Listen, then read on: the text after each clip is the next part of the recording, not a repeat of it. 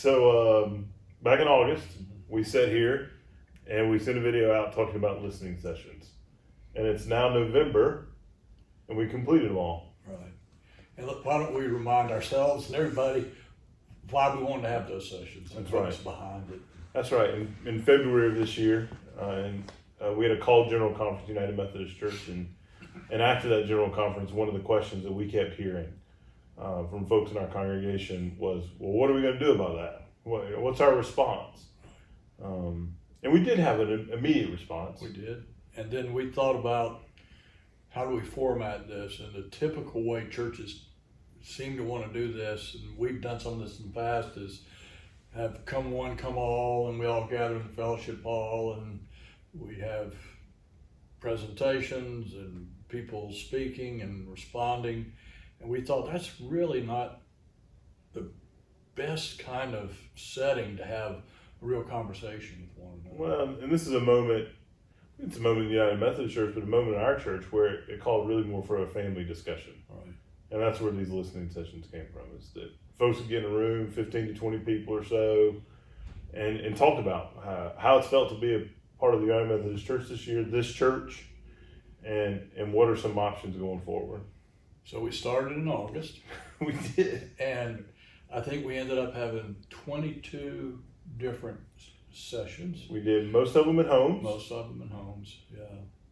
And that was one thing that you and I enjoyed. One was the good food at the homes. All the food, all the homes was great food. We had a good time with that. But most of all, it was just a convivial atmosphere. It just set up, like you used the word, it was like having a family discussion, right. Sitting in the round, and people did come. I think we saw over 350 people. Mm-hmm. Came through. We did, and it was a great cross section. It wasn't, folks, that have been a part of our congregation for a long time, folks that are newer, folks that are participating in lots of different ways in our congregation. We saw a great cross section.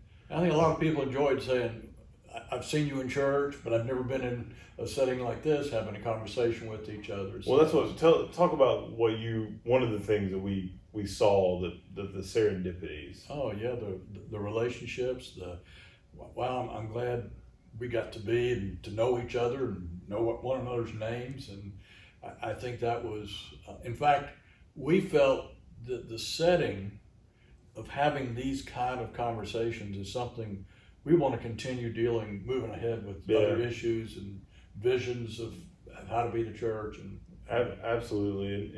And one of the most beautiful things about the whole thing for me is that we at Central did something that, quite frankly, our denomination has not been able to do. Is that we got in a room and there were folks that we don't all agree on lots of different things. And although we're particularly talking about human sexuality, right. We got in a room, we were able to be family together. I think one thing you and I hope to accomplish in the setup, in the devotional time we had at the beginning, was to really create a spiritual atmosphere of respect, listening to one another, paying attention without trying to think what you're going to say next, paying attention to what the people in front of you were saying. I felt overall those hopes were lived into. If I were to reflect, part of our hope in this little video is to reflect on what we heard and our deep listening. I mean, one of the things I will say is that the people of Central that came to these listening sessions did a great job of listening to each other. It was beautiful moments. Folks would maybe disagree in the middle of a session, but they didn't do it in such a way that was hurtful or demeaning, or no labeling. No labeling, which is a beautiful thing. What are some other just positive things that you felt happened? I mean, we mentioned the number of people. I'm so thankful for the folks that opened their homes, and it was, like you said earlier, it was so neat to see people be in those settings together. The intentionality of that many people saying, I care enough about what it means to be a church and to navigate this together to come and be a part of it. I mean, to have 350 folks give up of a couple hours on a Wednesday or a Sunday evening, that shows a lot for who you all are and what we're trying to accomplish even in a difficult time. So I know people are going to want to hear what we heard in terms of the overall response. So I think we want to share that with you. Sure. I think that so one of the things to say about that is you're going to hear us talk about this here, but also know that every member of the congregation is going to get a letter that we've written that's going out, I think today or tomorrow. And there'll be some bullet points where we will summarize with some specificity kind of the takeaways from the discussion. So one of my biggest takeaways from what I heard is no matter how someone at our church thinks around human sexuality, we're committed as a church to be open for everyone. Right. I mean, that's a huge takeaway for me. And no matter what side you are on this issue, that includes that. Everyone without exception. And linked into that, and that's one of our bullet points, I think, where we felt like people were saying that being in right and good relationships with each other is as important as having the right doctrine. That was really important. Another takeaway for me, and this is something you said in a sermon earlier this year, Rob, is it's so important for us at Central, I heard this in lots of the sessions, to be known for what we're for and not for what we're against. Yeah. I mean, those are some major points that I think across the board folks agreed upon it as I heard these sessions.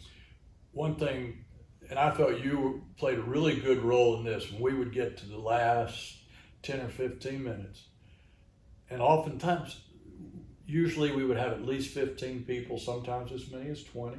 I guess one time we got... Oh man, with one in the parlor, we had like 25 people, 30 people. But there was a real effort to kind of turn to everyone in the circle and say, a few of you haven't had a chance to say something. And I would say 90% of the people that came voiced a question or where they were at, or made it pretty clear where they stood on the issue. They did, and I mean, we need to reflect upon. I mean, one of the reflections I think folks are going to ask is, what do we hear? Right.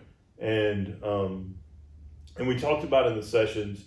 There's these terms. Again, we don't like the words that are used by our denomination. We don't think they describe a whole person, but words like traditionalist and progressive were the kind of terms that are being used by our denomination right now.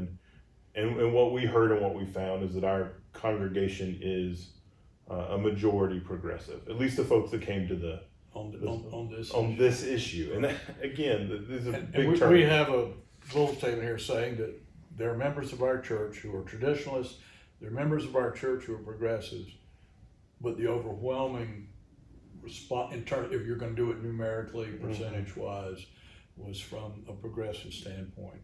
There were also one thing that you and I heard, probably more so in some groups than others, was there were some people that were finding it very hard to be United Methodist under the current kind of flag that's been raised by the February General Conference. Yeah, one of the things we heard is that the punitive nature, the enforcement nature of the traditional plan is not something that many of our members, that sits well with many of our members. Right.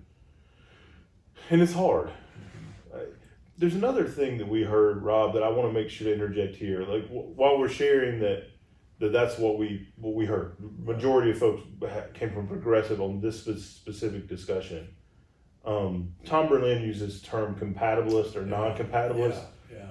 You want to talk just a second about that? Yeah. In fact, I think we picked up that language in one of the meetings that you and I went to, and the staff went to, and Patrick was there, and that it was helpful to have that language going on, because that's kind of what we saw. Compatible being, all right, you can be a traditionalist, but a compatible traditionalist means you're more than willing to be yoked together with other church members that see it differently, and do the same a progressive compatibilist. And we heard very little of a sentiment of, I would not be willing to be in a church with people who did not see this as I do. Would you agree with that? I agree. I think and that's where the statement relationship above difference came a part of what we began hearing is while people definitely would voice their hurt by what happened in February, their disagreement. Yeah. for our congregation and our space, relationship, even with folks that think differently than us, is really important. You know, last year, before the General Conference, you and I really picked up on the themes of unity amidst diversity. Yeah, and I think there was the hope that the one church plan was going to give us that avenue to be that church. Absolutely. And I think the frustration that people probably feel on both sides of this issue is now it seems like the stakes have been raised, a vote has been taken, that opportunity to be that church right now has been missed. So that's why we're left with having to probably make some hard choices in the months ahead. In the months and years ahead, for sure. And you know, the thing of it is that our denomination may split. Mm-hmm. There are at least 7 or 8 plans that I've seen that'll be in front of General Conference 2020 this coming May. And the thing that's important for us is how do we steward who we are and what we've been given to steward here at Central. Right. And that's why the listening sessions were so important. So I know you're listening and say, well, what next? Well, it's one of the bullet points where several people said, at this point, inaction is action.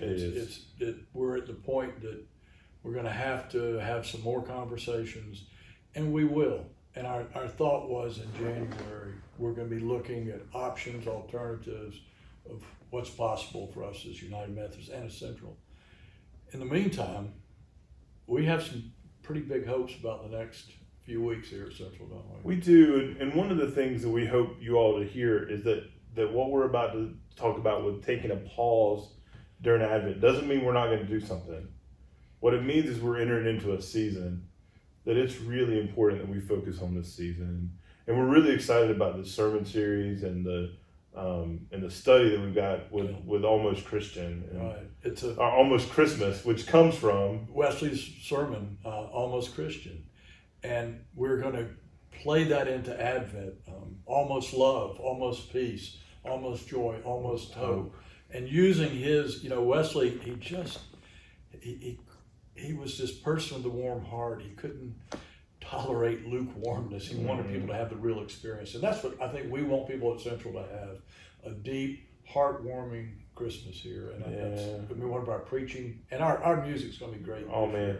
We'll have communion the first Sunday. Then we'll have our chancel choir will lead us on the second week. The third week, we're going to have our bluegrass. We have Darren Nicholson Band's going to be back with us. And then Advent 4, we'll be preparing for the great Christmas Eve services. Yeah. So this also should be a season not just of pausing a little bit, but praying. Yeah, discerning, praying for. We need your prayers as leaders. We need to pray for each other, to pray for our church and for our denomination. Mm-hmm. So thank you. Thanks to everybody that came out and were part of the listening sessions. They were incredible. It was such a good thing for our church. And we ask you and covet your prayers as we head into Advent. And then we'll talk more in January. God bless you. Thank you.